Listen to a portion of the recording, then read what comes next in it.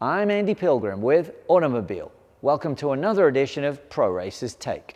For this episode, we have a 2020 Honda Civic Si two-door, and I am really looking forward to ripping this one around the NCM Motorsports Park. So let's have a look under the hood.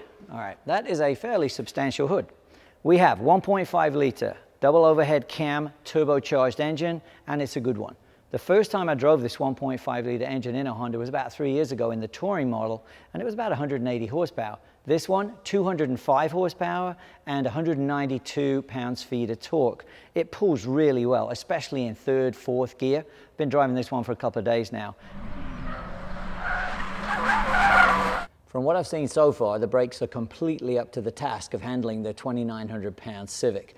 The brakes up front, 12.3-inch vented rotors, and in the rear, 11.1 solid rotors. And I particularly like the new for 2020 matte black 18-inch alloy wheels. Very nice. I'm a big fan of black wheels. Something else for 2020, the SI's had a little bit of a redesign with the front and rear fascia. To me now, the front looks quite a bit like the Type R, which is not a bad thing at all. And for 2020, you now get LED headlights. As usual on Pro Racers Take, I like to bring up practicality, even though with some of the cars I have, it really is a stretch. This car, no stretch at all. The trunk is cavernous with the seats up, but you can fold down the rear seats and it makes it tremendous practicality.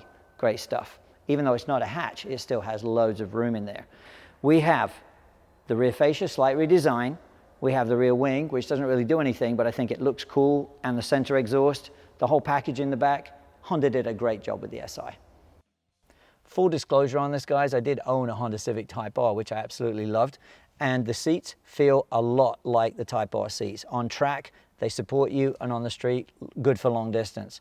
Steering wheel, I love the steering wheel. It's nice leather, nice red stitching, feels good. The steering feel of the car is excellent. Just a bit too many controls on here. I don't like any controls on the wheel.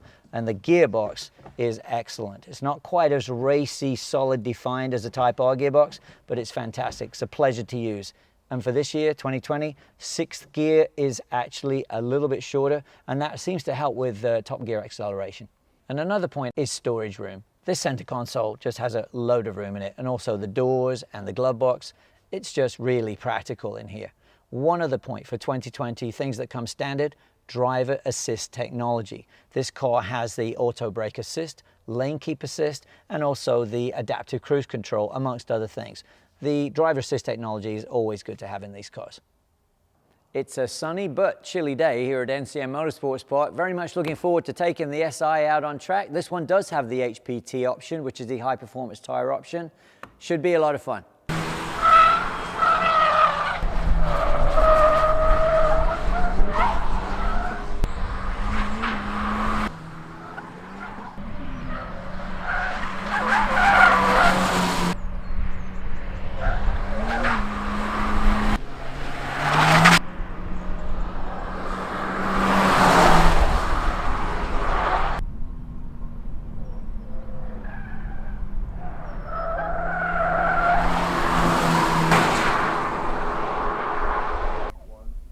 We took advantage of some extra time with the Civic to make sure I could get in the 0 to 60 and the quarter mile. So let's have a look. First gear out around 30 miles an hour, and you have to shift up into third before you hit 60. But even so, we got a 6.46 0 to 60. That's just about what other people have been seeing with the car, but very good. And about 14.65 for the quarter mile. That's excellent. Following on from that, I just had to do the flying half mile, as we have a long straightaway here, just to see what these cars can do in, longer, much more than a normal road course straightaway. So we get a flying run going past where we would come out of turn 23, and we're going 20. 205 horsepower car. This is very good top speed. 130. Excellent. That's about what the Veloster N did, I believe. All right, let's get into the hot lap.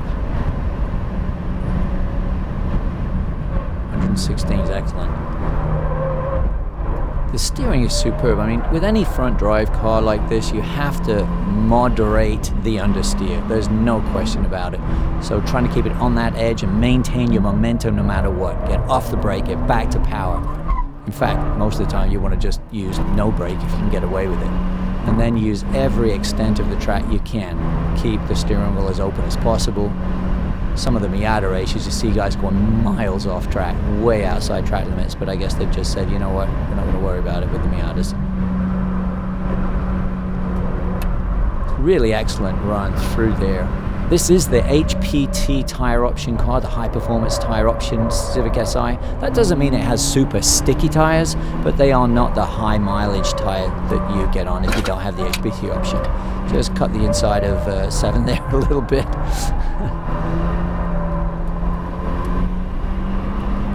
Always want to see what speed we can get down towards turn 10. 91, that is really good. Talking 205 horsepower car, and this is a tough track as far as handling wise.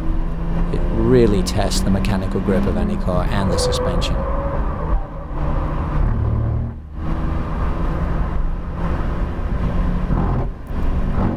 Nice run out there, almost 92 miles an hour at the end of turn 13 curbing exit. Not even a thought about lifting here. 116 on the brake, get off the brake, and then just run it through there as the track drops away. For those of you that don't see that, the track actually drops away with some negative camber there, so you just have to have it positioned definitely before you get over the top of the hill. Then we come into the area which is patience. I cut this really tight and it helped at the bottom tremendously. I got a good run, almost 67 miles an hour, 68 at the bottom, and that helps run you up the hill so you're not all the time on that right front tire.